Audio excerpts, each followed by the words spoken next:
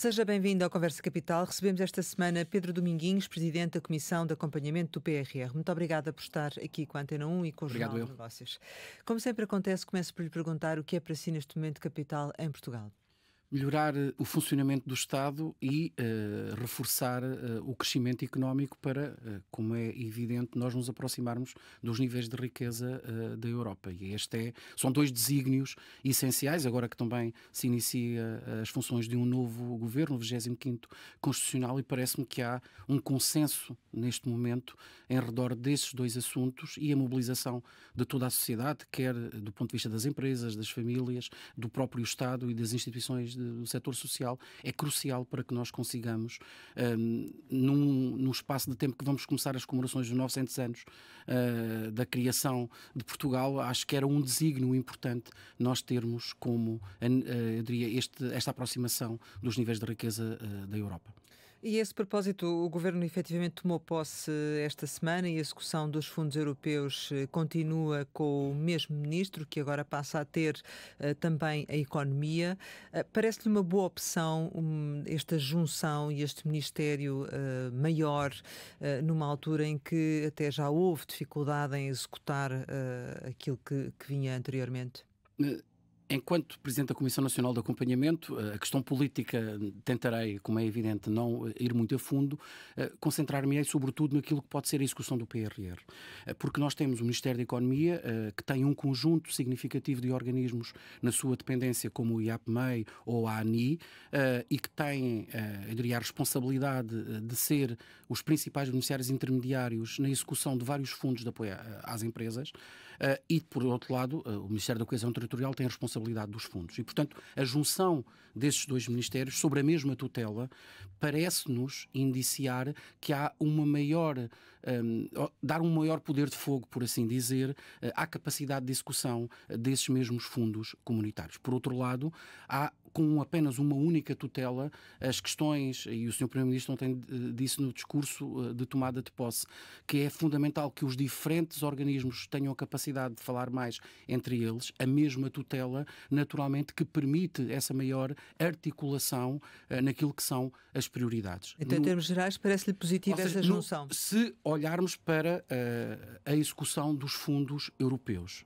mas o Ministério da Economia é mais do que a execução dos fundos europeus, porque também incorpora aquilo que é a atração de investimento externo, tem outras áreas de articulação que não são apenas fundos europeus, tem a promoção da inovação, mas os fundos europeus representam a larga fatia daquilo que são hoje em dia a capacidade de atuação do próprio Ministério da Economia. E se nós olharmos para as novas prioridades, mesmo a nível europeu, na área da defesa, na área das indústrias verdes, estão muito também indexados aos fundos europeus. E, portanto, esta tutela única, esta capacidade de ter os instrumentos financeiros para executar a política parece beneficiar a eficácia dos mesmos. No entanto, e o nosso relatório vai um bocadinho neste sentido, os organismos intermediários, a IAPMEI, a ANI, Compete, a AICEP, são fundamentais na execução. Portanto, há uma orientação política e tutela, que naturalmente são dos governantes, do Sr. Ministro e dos Srs. Secretários de Estado, mas a capacidade de articulação é essencial para que os fundos cheguem mais rapidamente, para que, eu diria, muitas das pequenas areias na engrenagem sejam ultrapassados. E aí, como é evidente, a continuidade dos vários secretários de Estado, com um maior conhecimento dos dossiês, é essencial, porque nós temos, genericamente no PRR, cerca de 15 meses para concluir, até final de agosto de 2026, os vários programas e, portanto, a prioridade neste momento é, sobretudo, de eficácia e de concretização. E, portanto, compreendemos que vá exatamente nesse sentido, mas sempre com o objetivo também de conseguir uma melhor articulação entre os serviços e de melhorar, eu diria, todo um conjunto de processuais para ser mais rápido, para ser, eu diria, menos burocrático na análise de todo um conjunto de pedidos de pagamento, de análises de candidaturas, que é essencial. porque é neste processo que muitas vezes nós temos assistido a vários atrasos. E já vamos falar mais em concreto sobre isso, mas ainda relativamente a esta alteração do governo e esta mudança, não há também responsabilidade deste ministro que agora continua à frente da pasta na falta de cumprimento daquilo que é o PRR? Isso é uma avaliação política, como compreenderá, o Presidente da Comissão Nacional de Acompanhamento não entrará nesse caminho. Acho que a mensagem fundamental é nós estarmos todos concentrados na execução e, sobretudo, ultrapassar os obstáculos que têm sido identificados. Então, deixa-me colocar-lhe a questão de outra forma. Quando foi designado para o lugar, o anterior Ministro da Economia, que também já esteve no seu lugar, Costa e Silva, ele disse-lhe que queria que fizesse críticas, que desse sugestões, que sinalizasse alertas, que fizesse um acompanhamento permanente e exigente. O que é que o anterior governo lhe disse sobre aquilo que seria a sua função e o que é que espera que este novo governo lhe diga? A Comissão Nacional de Acompanhamento teve reuniões com o Sr. Ministro Adjunto e da Coesão Territorial, nunca reuniu com a Comissão Interministerial e nós dissemos-lo neste relatório porque sentimos necessidade de o dizer, porque entendemos que as reuniões com a Comissão Interministerial são importantes, porque, por um lado, e também vai ao encontro daquilo que têm sido as recomendações da Comissão Europeia, a voz da sociedade civil é fundamental e Portugal foi o único país que criou uma comissão independente representante da sociedade civil e, portanto, aquilo que o Sr. Ministro Adjunto e da Coesão Territorial me disse numa reunião que tive com ele é que esperava que nós continuássemos a desempenhar as funções tal como tínhamos feito até à tomada de posse do 24º Governo Constitucional. E foi exatamente isso que fizemos. E já agora dar-lhe nota, nunca sentimos este é o 4º governo durante a execução do PRR. Nunca sentimos nos 4 governos qualquer tentativa de interferência, qualquer tentativa de condicionar. Fomos e continuamos a ser sempre livres em falar com os vários organismos e isso acho que é de salutar porque passou pelos vários governantes. Aquilo que nós dissemos e que nos parece importante é que uma reunião da Comissão Permanente que tenha sido a metodologia utilizada com os vários ministros sob presidência do Sr. Primeiro-Ministro é uma forma de nós, de uma forma abrangente, podermos relatar aquilo que têm sido as nossas observações no terreno. Mas porquê é que nunca aconteceu? Isso aí terá que, naturalmente, perguntar. Mas é suposto fazer em parte ou é só a convite? É convite, naturalmente. E, portanto, é uma opção. É uma opção, exatamente. É uma opção e, portanto, foi entendido que seria o Sr. Ministro Adjunto e da Coesão Territorial, bem como o Sr. Secretário de Estado do Planeamento e Desenvolvimento Regional, professor Helder Reis, que faríamos a articulação e sempre que é necessário. Portanto, gostava que isso se alterasse e que passassem a ser convidados. Parece-nos que é mais adequado porque permite uma abrangência maior e, sobretudo, uma lógica de conjunto e não espartilhada setor a setor ou ministério a ministério.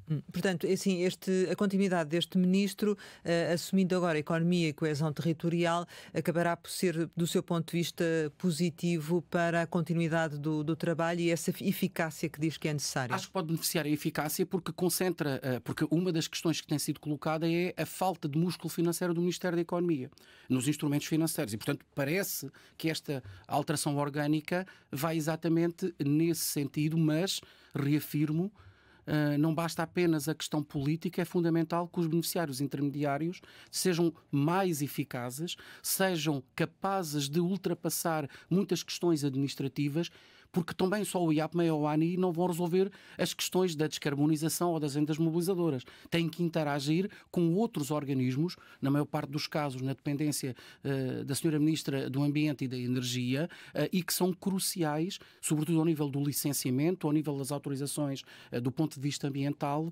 para conseguir acelerar todos estes licenciamentos. Portanto, sendo que a administração pública está nas finanças também, não é? Ou seja, há muitas situações que dependem também de um bom funcionamento da administração pública, não é? Sem dúvida alguma. E eu diria que, em alguns casos, por exemplo, a AMA, ainda não sabemos para onde é que vai, vamos admitir que possa ir para o novo Ministério da Modernização do Estado, porque a AMA, por exemplo, ao nível da transversalidade da desburocratização, de processos mais ágeis, mesmo em termos de digitalização, é crucial, porque é aquele que tem uma visão de helicóptero e que, portanto, tem a capacidade de disseminar de uma forma transversal um conjunto de novas funcionalidades. Tudo aquilo, por exemplo, são funcionalidades na app do cidadão, são da responsabilidade da AMA e que tem naturalmente, um impacto significativo, não apenas para os cidadãos ou para as empresas. Repare, quando nós falamos da necessidade urgente da aplicação do princípio de uma só vez, em inglês de only once, que é o Estado não solicitar elementos adicionais quando já os tem, isso significa uma articulação entre os diferentes organismos do Estado. Deixe-me dar um exemplo que é pessoal. Eu fui fazer o passaporte com os meus filhos, mas a base de dados do passaporte é diferente da base de dados do cartão do cidadão. O que significa, por exemplo, que no caso dos meus filhos, a freguesia do passaporte está errada face à freguesia do cartão do cidadão. Isto é uma lógica que é simples, mas significa harmonização de base de dados. E, portanto, isto é este trabalho, muitas vezes, perdão uma expressão, de formiga, que nós temos que melhorar. E, portanto, esta articulação que inicialmente falou é crucial, e nós dissemos, o Sr. Primeiro-Ministro reiterou ontem no discurso de tomada de posse, que é melhor articulação entre os diferentes organismos da administração pública e algo que para nós foi muito evidente desde o início, a lógica de quintal ou lógica de silo não pode permanecer. Nós temos que, sobretudo, olhar para o serviço que temos que prestar aos cidadãos, às empresas e articular os diferentes serviços para prestar esses mesmos serviços. E, portanto, há aqui uma articulação e já agora não necessita muitas vezes de mais dinheiro. Necessita de olhar para os processos, de redefini-los, e não é meter mais digitalização num processo administrativo em papel. Ou seja, enviar por e-mail algo que era entregue em papel pode facilitar, porque nós não temos que nos deslocar. Mas aquilo que nós devemos olhar é necessário mesmo aquela autorização, é necessário mesmo aquele parecer, e isto é algo que é particularmente sensível e que nós, por exemplo, nas recomendações que fizemos no relatório que foi publicado no dia 4, chamamos exatamente a atenção para estas questões. Portanto, é um processo de muita articulação, de muita análise e de forte envolvimento. Certo. No relatório de vocês dizem também, neste último relatório que apresentaram, que a dissolução da Assembleia da República limita a capacidade de aprovar as leis exigidas pelas reformas acordadas com a Comissão Europeia no âmbito do PRR. Foi aqui o caso? Houve alguma situação em concreto em que isso aconteceu? Nesta recente dissolução não teve impacto direto porque no 7º e no 8º pedido de pagamento a alteração do ponto de vista legislativo não é muito significativo, mas faltam ainda algumas reformas. Deixe-me apenas dar um exemplo que é particularmente sensível. Nós já aprovámos, e até foi constituído como uma meta, que era a aprovação da UTAX, da Unidade dos Benefícios Fiscais. Nós temos que no 8º pedido de pagamento entregar um relatório sobre os benefícios fiscais e temos que aprovar muito em breve, nos próximos meses, um novo diploma que vá, eu diria, fazer um redesenho dos benefícios fiscais, naturalmente reduzindo-os, que é este o objetivo, tornando-os mais eficazes. E isto é algo que, do ponto de vista legislativo, é significativo. Algumas das reformas não necessitam da aprovação de leis na Assembleia da República, portanto o Governo tem competência própria para o poder fazer, e aquilo que nós temos visto é que o Sr. Presidente da República, independentemente do Governo, tem dado um assentimento até muito rápido quando estão em causa reformas do Plano de Recuperação e Resiliência, mas ainda há um conjunto de reformas relevantes para fazer e, portanto, é essencial que nós tenhamos a capacidade legislativa em pleno e também o tempo que aí vem é particularmente exigente, porque nós vamos ter eleições autárquicas, a seguir a discussão do Orçamento de Estado e, portanto, é fundamental nós acelerarmos a aprovação das leis e dos decretos-leis que sejam necessários. Há algumas leis que têm que ir à Assembleia da República que o preocupem mais neste atual cenário de divisão, enfim, parlamentar, em que não há uma maioria absoluta? Aquilo que tem que ser aprovado, ou que tinha que ser aprovado e que era mais, eu diria, que provocava mais tensões, já o foi. Certo. E, portanto, dou o exemplo, sobretudo, a questão das ordens profissionais. E eu acho que isto é algo que já foi conseguido e a Comissão Europeia tem sido muito exigente a este nível. Portanto, nos próximos meses não se avizinha nada a ir ao Parlamento que seja problemático. E, portanto, e mais, o PS já disse e manifestou neste último Governo Constitucional eu diria, uma concordância com as principais alterações legislativas que estão incluídas no Plano de Recuperação e Resiliência. Portanto, não antecipamos que seja algo de preocupante à aprovação dos diplomas legais que sejam necessários. Agora têm que ser aprovados para, naturalmente, poder corporizar. E a Comissão Europeia tem sido muito exigente. Ainda no relatório de 4 de junho, no caso das recomendações do semestre europeu, foi muito clara a dizer que não, mesmo nas reprogramações do PRR, que ainda possam vir a ocorrer, há algo que é inegociável, que são as reformas. E, portanto, é essencial nós termos isso em atenção. É precisamente a propósito disso, no fundo, a 1 ano e meio do fim do prazo, já não será possível concluir a tempo várias medidas previstas no plano. É preciso reprogramar novamente? Parece-nos evidente que, tomando como referência aquilo que o Sr. Ministro, agora da Economia e da Coesão Territorial, tem dito, que devemos aproveitar ao máximo as subvenções, e a própria Comissão Europeia dilo no documento que publicou no passado dia 4 de junho, até porque a Comissão Europeia contraiu empréstimos para, naturalmente, dotar financeiramente a sua capacidade de atuar através de um mecanismo de recuperação e resiliência. E neste momento há um problema na própria Comissão Europeia, que já foi referido neste mesmo documento, é que há excesso de liquidez neste momento, porque o montante de pedidos de pagamento dos Estados-membros está muito aquém daquilo que foram as projeções elaboradas pelos próprios Estados-membros, o que cria um problema adicional em 2026, que é uma concentração muito significativa de pagamentos, atendendo a que todos os pedidos de pagamento têm que ser enviados até o dia 30 de setembro de 2026. E, portanto, nesta lógica de aproveitar ao máximo as subvenções, esse mesmo documento da Comissão Europeia elenca 6 ou 7 opções de reprogramação para garantir o aproveitamento ao máximo das subvenções. E, portanto, algumas, inclusivamente o próprio Estado português, já utilizou. Deixe-me dar 2 exemplos. A subscrição através de um banco promocional de instrumento do InvestEU, ou então a criação de um outro instrumento na ordem dos 315 milhões de euros que o Banco de Fomento irá gerir para apoiar os investimentos, mas há outras opções, como o faseamento dos investimentos, desde que eles possam ser concretizados, e, portanto, uma parte financiada pelo PRR, outra financiada ou pelo Orçamento de Estado, ou pelo Banco Europeu de Investimento, ou então pelo, neste caso, o PT 2030 ou programas transversais, ou então reforçar algumas medidas que se têm mostrado de grande procura e grande eficácia. Deixe-me dar 2 exemplos. A indústria 4.0, que já foi reforçada com a reprogramação, teve uma procura tão elevada que as candidaturas abriram às 10 da manhã e às 19 horas estava esgotada a dotação. Portanto, há aqui uma panóplia de opções, e aqui eu acrescentaria uma outra, que tem a ver com a possibilidade de transferir investimentos que estão em empréstimos para subvenções.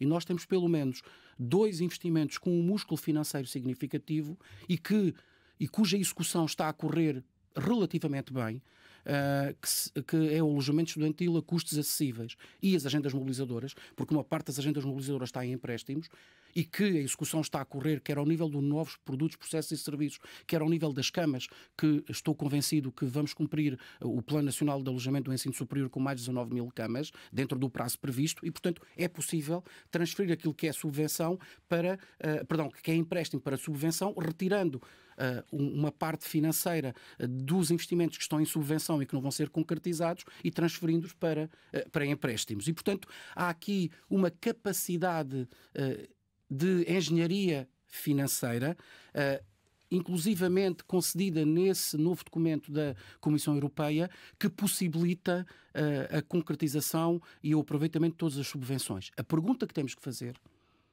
e a Comissão de Acompanhamento fala, é se estas alterações perfeitamente compreensíveis e também alinhadas com aquilo que são as orientações da Comissão Europeia produzem os resultados e os impactos inicialmente projetados para as empresas e para a economia. E isto é algo que nós temos que questionar. Não estou a dizer que sim ou que não, mas temos que ter em atenção também não apenas a possibilidade de maximizar as subvenções, que me parece perfeitamente legítima, mas também discutir os impactos em termos futuros desse mesmo investimento. O Governo tem dito, e em alguns casos está a ser concretizado, que não deixará de fazer os investimentos que saíram de subvenções ou de financiamento do PRR, inclusivamente, há já um caso que é o empreendimento Fios Múltiplos do Crato, que já foi assinado o contrato com verbas do próprio Orçamento de Estado, e outras estão a ser negociadas para o Programa Sustentável 2030, inclusivamente as escolas.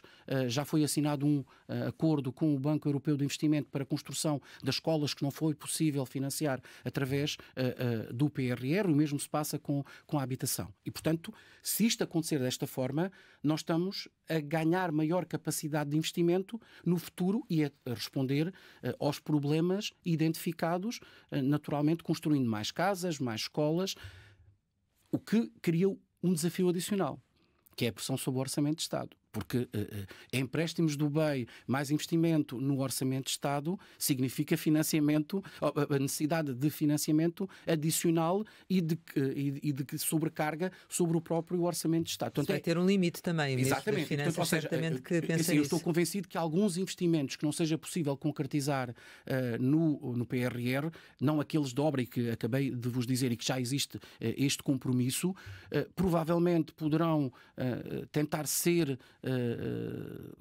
envolvidos no PT 2030 ou em programas europeus, por exemplo, como a digitalização, como os test beds ou os Digital Innovation Hubs, mas temos que também assumir que, em alguns casos, a não concretização no âmbito do PRR significa a não concretização no futuro de alguns desses mesmos investimentos. E, portanto, a questão dos resultados e dos impactos, nós temos que ter também atenção para perceber o que é que conseguimos fazer com esses mesmos investimentos. Dos investimentos que foram analisados pela Comissão de Acompanhamento, 20% estão em estado crítico, é um aumento face àquilo que se registrava no ano passado. Pergunto-lhe se com esta segunda reprogramação, que teve precisamente a finalidade de tirar investimentos que estariam em risco de incumprimento, pergunto-lhe se esta segunda reprogramação se ajudou efetivamente a reduzir o risco de incumprimento no PRR. Ajudou de certeza absoluta porque, em primeiro lugar, retirou ou removeu investimentos que manifestamente eram impossíveis de ser concretizados. Portanto, se eles continuassem no PRR, significava que não podiam ter entrado outros, que é possível essa mesma concretização e alguns deles até já estão contratualizados, como os autocarros ou como a indústria 4.0. Por outro lado, a própria Comissão Europeia estabeleceu um limite ao número de metas e de marcos que podiam ser incluídas no 10º pedido de pagamento. Eu recordo que nós passámos a ter no 10º pedido de pagamento 25% de todas as metas e marcos. Não é, eu diria, situação única a nível europeu, outros países fizeram a mesma coisa. Portanto, havia esse limite. E depois, por outro lado, houve a manutenção da ambição financeira nos 22.216 milhões de euros. Portanto, não era possível reprogramar tudo. E, em alguns casos, existia ou existe a expectativa de alguns beneficiários intermediários de concretizar muita parte desses investimentos. Deixe-me dar-lhe um exemplo. Mesmo na habitação, que nós classificamos como crítico, se não se construir a totalidade das casas, poder-se-ão construir, imaginemos, 21 ou 22 mil. E, portanto, há aqui o cumprimento de uma meta que, imaginemos, numa futura reprogramação, se for este o caso e se for essa a opção política, podemos reduzir o número para aquilo que seja execuível. Mas aí teríamos que ter uma nova reprogramação que retirasse algumas das casas que estão previstas atualmente. Que reduzisse a ambição. Não sei se é isso que vai acontecer, mas podia-lhe dar o exemplo no número de lugares para cuidados continuados, que nós também classificamos como crítico. E, portanto, o que nós também ganhamos, e ao mesmo tempo que a Comissão Europeia estabeleceu, eu diria, orientações, até o roadmap para 2026, nós ganhamos maior capacidade de análise crítica e de conhecimento específico sobre o andamento concreto dos projetos.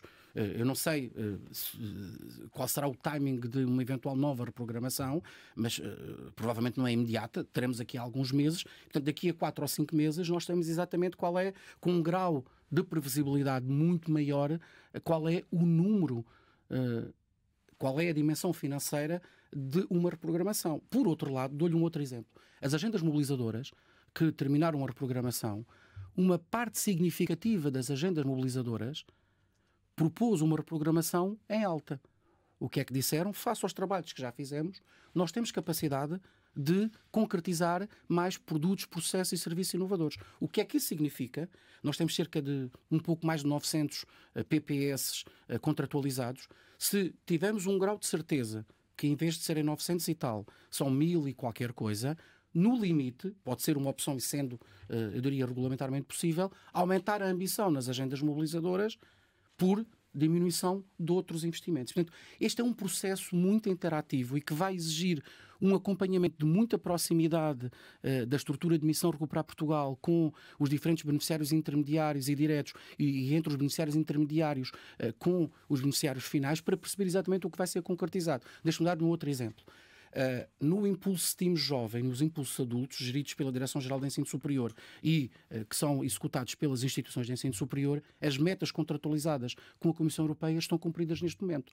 E estas entidades continuam a fazer formação, porque os objetivos é o número de pessoas diplomados, genericamente, ou jovens, ou adulto, ou número de cursos. E, portanto, pode ser uma das soluções, porque as instituições continuam a executar esta formação, de aumentar a ambição em algo que está a ser concretizado e que ninguém duvida que tem um impacto significativo na qualificação dos portugueses e na capacidade de gerar mais inovação. Portanto, nós vamos continuar a estar perante um desafio muito grande de acompanhamento de proximidade e temos aqui várias opções para conseguir concretizar as subvenções. Provavelmente não vão ser nos mesmos investimentos que inicialmente estavam pensados. Nesse caso, estamos a falar de uma nova reprogramação. Pergunto-lhe, faltam 15 meses para terminar a execução do PRR, sensivelmente. Quando é que seria desejável ter concretizada essa nova reprogramação?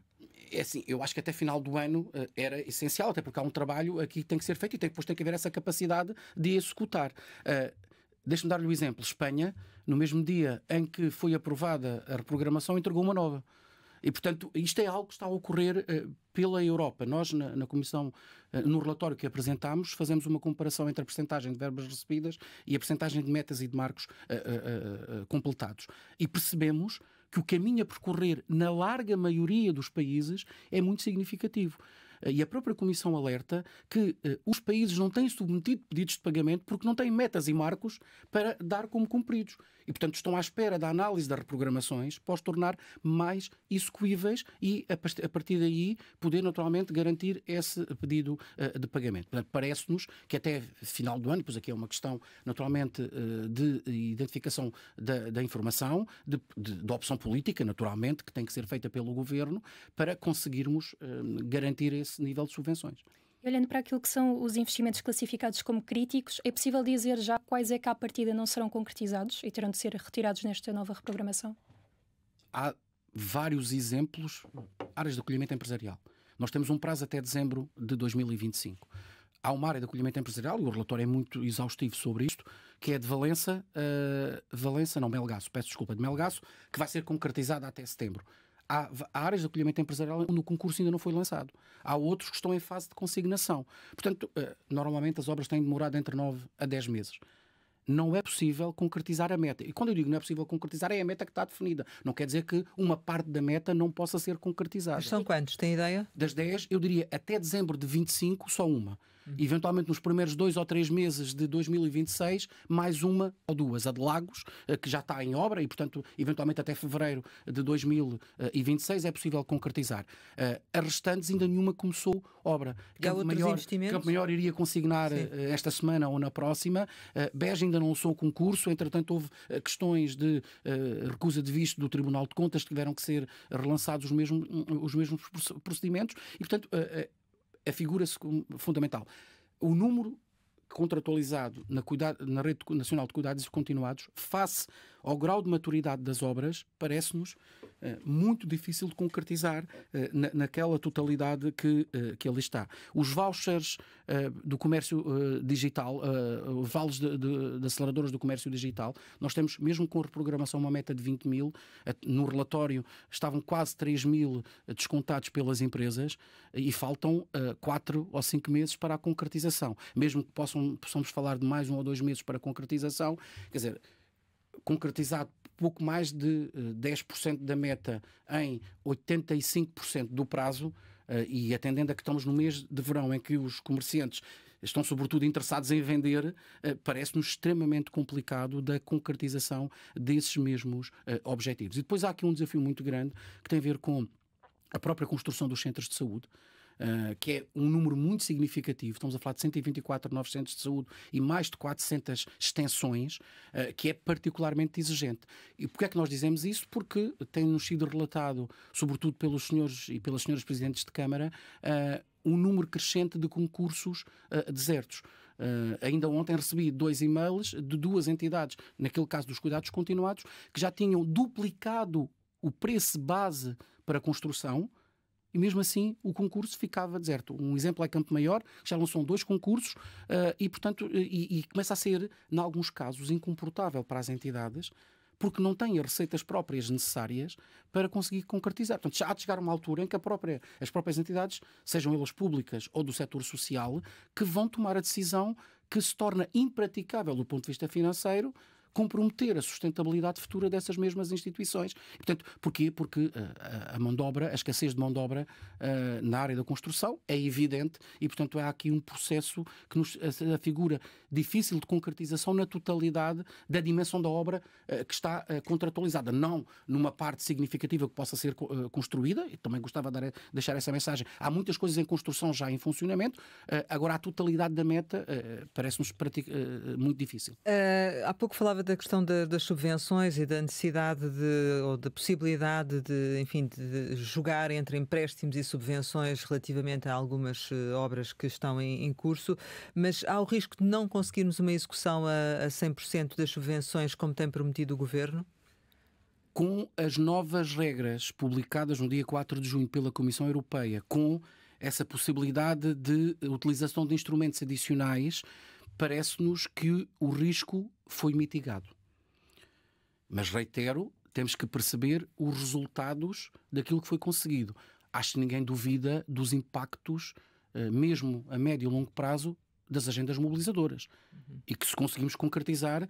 Agora, há, sobretudo na área da resiliência e da transição ecológica, situações que no curto prazo não se concretizam. Por exemplo, a linha violeta já saiu, a extensão da linha vermelha do Metropolitano de Lisboa tem sérios riscos de ser concretizada em tempo, porque ainda não começaram as obras e, portanto, é algo que é muito particular e, portanto, respondendo diretamente, Rosário, acho que com essas novas regras aumentou a probabilidade de nós conseguirmos investir um montante das subvenções.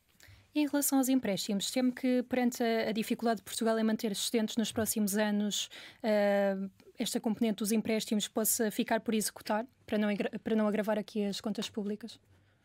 Em alguns investimentos, neste caso concreto, imagina, as áreas de acolhimento empresarial, nós não vamos concretizar a totalidade das áreas de acolhimento empresarial. Portanto, é algo que não vai ser mobilizado de certeza absoluta. Mas aqui podia ser substituído por outros investimentos. Exatamente. Portanto, essa é uma questão de opção política e, naturalmente, a pressão sobre os empréstimos e sobre as contas públicas aumentou nos últimos meses. A situação económica internacional e que muda de dia para dia. Quer dizer, Mas esse também que eu lhe ia perguntar, esta questão agora das tarifas norte-americanas, isto vai ter implicações também, não é? Se avançar. E basta perceber aquilo que aconteceu ontem com a instabilidade também, com a instabilidade e entre o Sr. Elon Musk e o Presidente Donald Trump. Da manhã para a tarde, nós passamos a ter uma situação completamente distinta nos mercados internacionais. Isso para os agentes económicos é complicado. Mas, ao mesmo tempo, também no mesmo dia, o Presidente Donald Trump chegou a acordo com o Presidente chinês Xi Jinping sobre um conjunto de áreas que diminuíram a tensão entre os Estados Unidos e a China. E o BCE baixou a taxa de juros. O que é que eu quero dizer com isso? Que nós estamos numa situação muito mais volátil e, portanto, e ao mesmo tempo, o Sr. Mark Rutte propôs 5% a médio prazo, como é evidente, para a percentagem do investimento, a percentagem do PIB em defesa. E nós temos outras, eu diria, exigências. Portanto, as margens de manobra diminuíram de forma significativa se nós olhássemos há 6 meses. E, portanto, há aqui os empréstimos podem ser julgados com, eu diria, com esta capacidade de diminuir encargos futuros. Até porque muitas das obras do PRR, algumas que estavam em empréstimos, outras que estavam em subvenções, passaram para empréstimos BEI ou para orçamento de Estado, o que significa que são encargos futuros que nós temos que pagar. E não estou aqui a falar de algo que é também uma recomendação muito clara no relatório da Comissão Nacional de Acompanhamento, que é garantir o chamado OPEX, portanto, os custos operacionais do funcionamento dos investimentos, da contratação de mais profissionais para a saúde, dos acordos com o setor social para as creches, para as ERPs e para um outro conjunto de entidades, porque vão ter que ser naturalmente absorvidas no orçamento de Estado. Portanto, os graus de liberdade, fruto dessa situação internacional, fruto da necessidade de financiar e de necessidades adicionais de investimento, diminuíram de uma forma muito significativa e, portanto, criaram pressão sobre o Orçamento de Estado.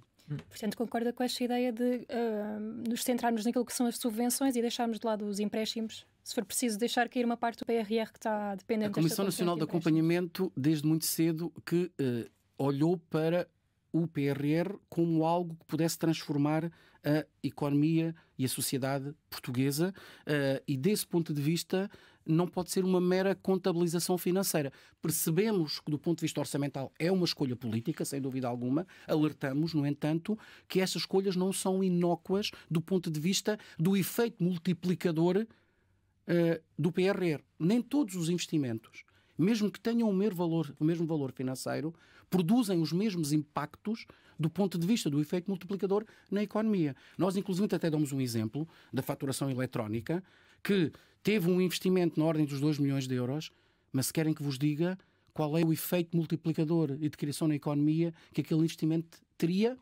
tenho muitas dúvidas, porque existem outras soluções já em funcionamento que resolvem exatamente aquele problema.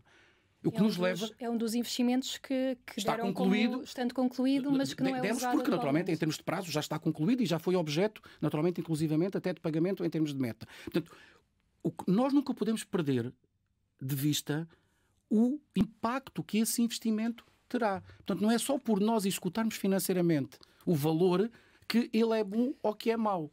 Estamos, enfim, a acelerar porque o tempo vai passando e estamos praticamente no final. Exatamente. Mas era precisamente isso que eu lhe queria perguntar, quanto é que temos que acelerar? Porque, na verdade, se olharmos para o vosso relatório e para aquilo que aconteceu no último ano, a verdade é que esses apelos já eram feitos e pouco se acelerou. E continuamos a assistir, por exemplo, ao Metro de Lisboa, ao Parque Habitacional a preços acessíveis, como sendo críticos, que continuam lá e continuam em estado crítico. Portanto, quanto é que temos que acelerar para realmente cumprir alguma percentagem significativa do PRR, não é? Deixa-me responder de duas formas. Uma, o próprio tempo acelerará. O que é que eu quero dizer com isto? Muitas das obras estão no terreno e, portanto, estão em fase de construção e, portanto, não é visível nos nossos números. Porquê? Porque não passam de em construção para concluídos. Porquê? Porque o prazo de execução médio, na maior parte dos casos, é entre os 12 e os 16 meses. E, portanto, há aqui, estou convencido que mesmo nos próximos meses, mesmo até final do ano, os números de investimentos concluídos, por exemplo, de camas, de novas casas, etc., não vai disparar, não vai passar, imaginemos, as casas não vão passar de 2.000 para 15.000. Porquê? Porque muitas delas iniciaram nesses últimos 10 meses as obras e, portanto, estão agora numa fase de execução no terreno. Mas foram passos que se deram. O mais problemático é alguns desses projetos que ainda não saíram do papel. Quando eu digo não saíram do papel, não há máquinas no terreno para serem executadas. Já percebemos que é uma percentagem também significativa. E daí também aquilo que falávamos de que alguns desses investimentos provavelmente numa próxima reprogramação vão ser retirados de financiamento do PRR porque manifestamente não há prazo útil para a sua concretização. Consegue definir uma percentagem para esse... Neste momento é extremamente complexo. Há onde a percentagem de concretização vai ser de quase 100%. Dou-lhe o exemplo do alojamento estudantil a custos acessíveis, onde a nossa expectativa, a não ser que exista um mecatombe, mas sim, é algo que nós não conseguimos prever, é de que sejam construídas as 19.300 camas que estão contratualizadas. Portanto, este é um aspecto extremamente relevante e fundamental porque é uma verdadeira mudança estrutural que naturalmente promove o combate ao abandono escolar e a promoção do sucesso académico, porque é o principal custo que as famílias enfrentam com estudantes deslocados. Nas outras, a habitação, estamos convencidos que vamos andar próximo das 20 mil, mas isso é algo que nós temos que ir...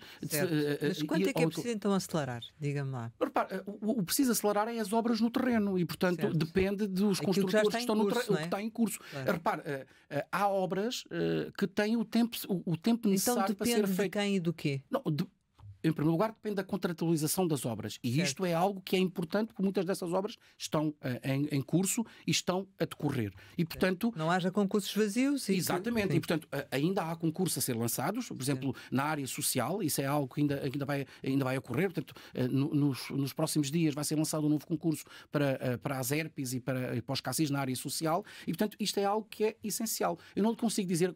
Ou seja, temos que andar a 150 a hora ou 170 a hora. Porque, repare...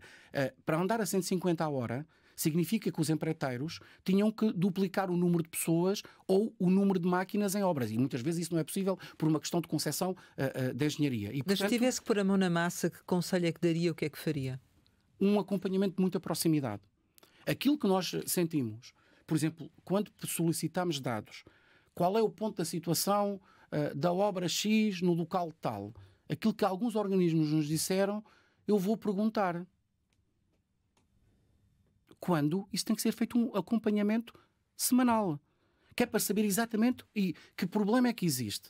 Ainda esta semana, na área social, as entidades esperaram mais de 3 semanas para receber, porque houve uma questão burocrática para desbloquear o dinheiro. E isto significa que, naturalmente, se as entidades não recebem aquilo a que têm direito no tempo naturalmente que está contratualizado, isto pode provocar atrasos nas obras, porque os empreiteiros dizem, bem, se vocês não me pagam, eu tenho outra opção. Portanto, esse acelerar, muitas vezes, não depende só dos empreiteiros que estão em obra, depende também, e voltamos ao início da nossa conversa, e do tal desafio, o que é mesmo capital, que nós temos que garantir, do ponto de vista processual, que as coisas funcionam corretamente. O que nós não podemos exigir é que as entidades, sobretudo nesse caso do setor social, continuem a ir à banca para tesouraria, porque chegam a uma certa altura que não têm capacidade de endividamento, até porque estão a comprometer a sustentabilidade futura. O princípio de pagar a horas. Eu venho de uma instituição, antes de estar nesta função, em que nós pagávamos em 8 dias. O nosso tempo médio de pagamento era 8 dias. Porque foi algo que sempre, enquanto Presidente do Politécnico de Setúbal, entendi que era fundamental, era pagar a tempo e horas, que é para não termos qualquer problema para conseguir contratar. E este é um exercício que todos devem ter presente, sempre. É colocar no lugar do outro. E se nós tivermos essa capacidade, eliminamos muitas dessas questões. Porque se a obra parar 3 semanas... naturalmente que não conseguimos recuperar porque não há capacidade de incluir mais recursos nessa mesma obra. A questão da reposição do IVA aos beneficiários tem sido uma das críticas de grande parte dos beneficiários finais, precisamente nesta questão da tesouraria. Pergunto-lhe o que é que continua a explicar esta demora, porque este tem sido um dos alertas recorrentes da Comissão de Acompanhamento, mas mantém-se até aos dias de hoje. Eu também gostava de saber, eu que todos os dias falo com alguém sobre a questão da reposição do IVA, tem a ver com uma questão de articulação de plataformas informáticas, com exceção da Direção-Geral do Ensino Superior, onde as coisas estão devidamente articuladas, mas com muita, eu diria, exigência e muito trabalho entre a Direção-Geral de Ensino Superior e a Estrutura de Missão Recuperar Portugal, e os pagamentos estão, eu diria, em velocidade de cruzeiro. E também, já agora dar nota, as instituições de ensino superior têm uma capacidade e uma robustez financeira diferente do setor social. Há entidades onde o mecanismo ainda nem sequer está implementado. E, portanto, isto é vontade organizacional, é funcionamento das plataformas informáticas, é atempadamente serem solicitados os pedidos de pagamento para que, naturalmente, a Direção-Geral do Orçamento promova a transferência para ser pagos. Isto aqui não custa mais dinheiro. É organização, é vontade, é articulação, é funcionamento das plataformas informáticas. E como dizia no início, não é o Sr. Ministro que vai lá dar indicações e dizer como é que se faz a reposição do IVA. Por isso é que existem os serviços, por isso é que existem as pessoas capacitadas para o fazer. E este acho que é um bom estudo de caso. Já agora era algo que, se nós pegássemos nos vários processos do PRR, temos aqui um manual de como podemos melhorar, não era preciso mais, que houve um ano para criar a legislação. Eu recordo, acho que foi publicado no dia 3 ou 4 de dezembro de 2023. Nós estamos em junho de 2025. Portanto, um ano e meio depois, a maior parte das entidades ainda não recebeu 1 cêntimo de reposição do IVA. Estes são os entraves que, se nós resolvermos, melhoramos drasticamente a eficiência, a produtividade. Porque significa custos financeiros adicionais destas entidades, significa que é uma energia muito grande. Eu, sobre o IVA, já devo ter recebido mais de 200 telefonemas, já fiz mais de 200 telefonemas para tentar perceber o que é que se está a passar. Isto é energia que todos nós gastamos, que se tudo funcionasse normalmente... E mesmo assim não percebeu? Não, assim, ao final, 200 telefonemas. Não consigo. Ou seja, e mais, isto não pode ser feito com um telefonema. Isto tem que ser estrutural. Tem que ser um processo que esteja oleado e que se resolva. Claro. Porque nós sabemos como é que tem que se fazer. Para concluirmos, queria lhe perguntar se está neste momento com um amargo de boca ou com otimismo. Estou empenhado em contribuir para que consigamos obter os melhores resultados possíveis neste momento para a concretização do PRR. E naturalmente tenho o alento necessário com a minha equipa para podermos continuar a desempenhar estas funções. Acho que os balanços far-se-ão no final. Eu já prometi que escreveria um livro sobre este processo, porque acho que há aqui uma aprendizagem muito importante, certo, que nós temos que ganhar, sobretudo com melhoria contínua. Continuo, sobretudo, muito empenhado na causa do serviço público para contribuir dentro daquilo que são as competências. Relativamente à concretização do PRR ou nem por isso? De vários investimentos do PRR, sim. Face àquilo que foi o PRR inicial, acho que temos que ser realistas, que eu falava há bocadinho, qual é o PRR que estamos a falar? É 1.0, 2.0, 3.0, 4.0? E isto é importante nós fazermos este processo. Acho que neste momento não conseguimos recuar, temos que concentrar-nos naquilo que ainda está dentro do nosso alcance para conseguir retirar os maiores benefícios com os maiores impactos sustentáveis a médio e longo prazo. Chegamos ao final e, como habitualmente, lançamos algumas palavras para uma resposta rápida. A primeira é Dominguinhos. Um Domingos mais pequeno, que é aquilo que eu tenho que tentar fazer quando digo o meu nome, que é para explicar às pessoas esse nome, tão sui generis e alentejano. Politécnico de Setúbal. A minha casa de origem e para onde regressarei depois desta missão. Pedro Nuno Santos. O antigo secretário-geral do Partido Socialista. Costa Silva.